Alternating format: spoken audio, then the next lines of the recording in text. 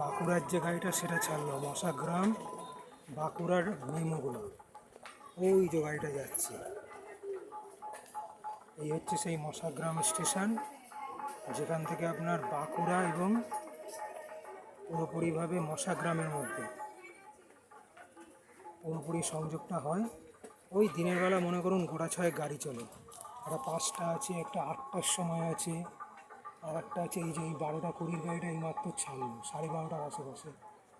তারপরে মনে করুন একটা আছে বিকেলবেলা হাওড়া থেকে ছাড়ছে বোধহয়, ওটা দিয়েছে মনে হচ্ছে পুরুলিয়া বোধহয় হাওড়া, ওটা এই মেমোর মধ্যেই।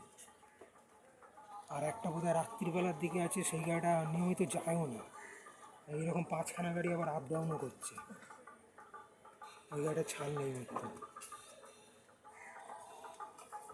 প্ল্যাটফর্মগুলো দেখেছেন, এ মাথা এবং ও মাথা, অর্ধেক প্যাসেঞ্জার যতক্ষণে দৌড়বে গাড়ি ছেড়ে দেবে, গাড়ি যদি লেট করে অন্য গাড়ি।